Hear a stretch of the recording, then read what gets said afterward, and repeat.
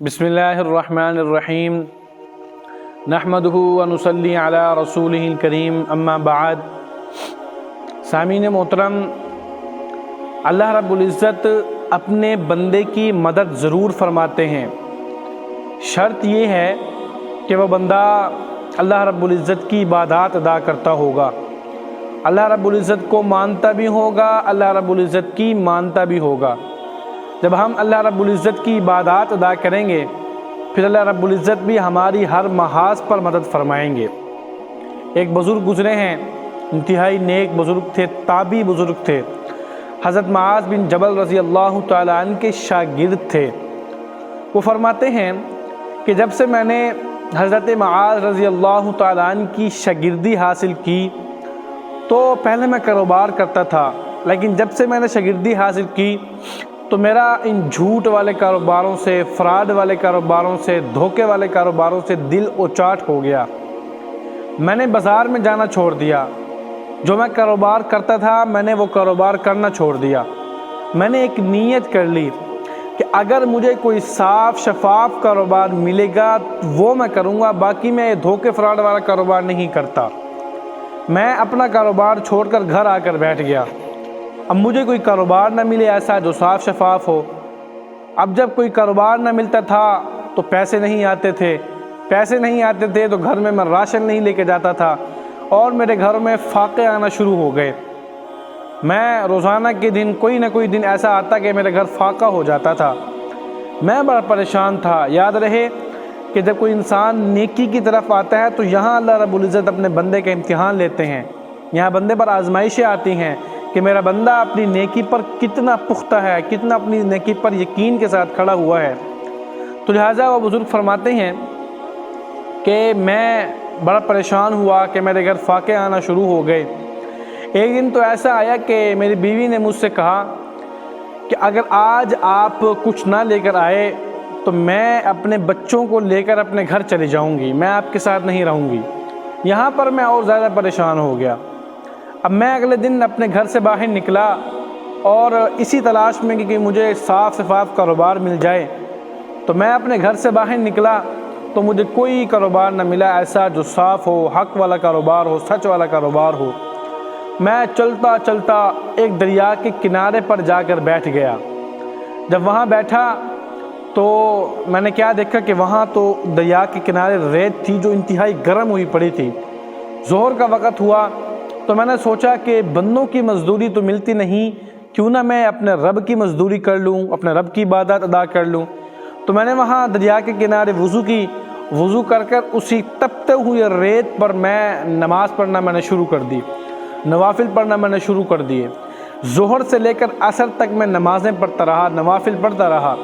असर का वक़्त हुआ तो मैंने सोचा कि अब रात होने वाली है, मैं घर चला जाता हूँ, ये वीराना है, ऐसा ना हो कोई जानवर या कोई दरिंदा आ जाए और कोई मुझे नुकसान पहुँचा दे, मैं अपने घर चलता हूँ। तो मैंने जाने से पहले अपने जो रुमाल था उसके अंदर मैंने रेत भर लिया। जब रेत को भर लिया और वो अपने मैंने कंधे पर लटका लिया और मैं घर चलने लगा। मेरा जहन ये था कि मैं घर जाऊँगा, छोटी छोटी दीवारें हुआ करती थी उस टाइम, तो मेरी बीवी दूर से मुझे देखकर वो समझ जाएगी कि मेरा शौहर जो है वो कुछ लेकर आ रहा है, वो लड़ेगी नहीं। अगर मेरे हाथ में कुछ ना होगा तो मेरी बीवी दूर से मेरे साथ लड़ने लग जाएगी, सारे मोहल्ले वाला शोर सुनेंगे। तो मैं अंदर जाकर अपनी बीवी को समझा दूंगा। वो बुज़ुर्ग अपने कंधे पर उस बोरी को, उस थैली को, मट्टी की थैली को लेकर जा रहे हैं। वो फरमाते हैं कि जब पहले मैं अपने घर जाया करता था तो मुझे ऐसा लगता था, जब मैं जाता था तो मेरे बच्चे मुझसे आते थे, रोटी के सवाल करते थे, मेरी बीवी आकर पूछती थी कि कुछ लेकर आए हो कि नहीं।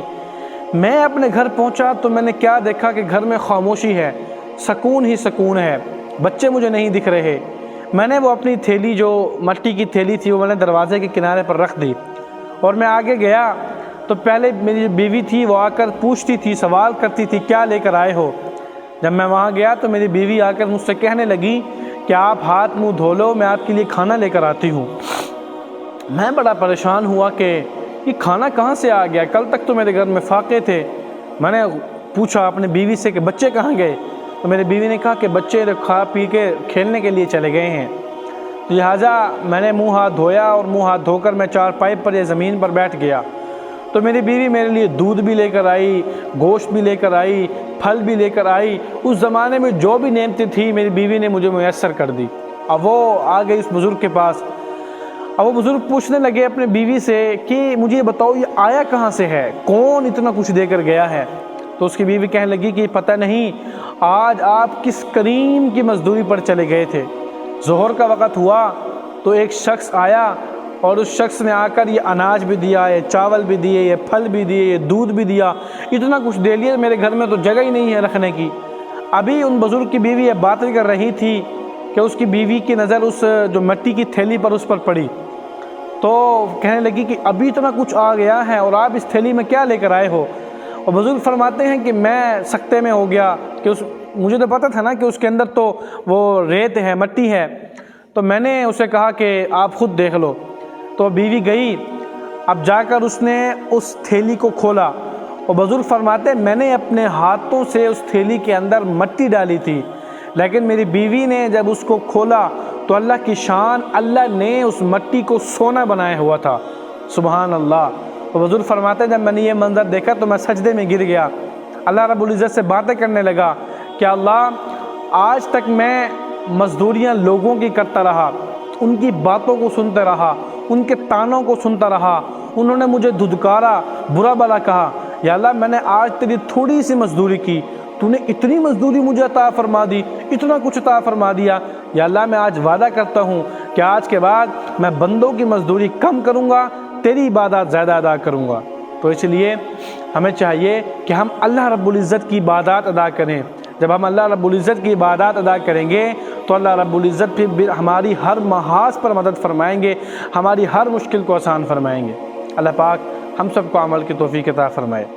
اور اسی کے ساتھ ساتھ اگر آپ کو ہماری ویڈیو پسند آئی ہو تو آپ ہمارے یوٹیوب چینل کو لازمی سبسکرائب کر دیجئے گا۔ اللہ پاک ہم سب کا حامی و ناصر ہو۔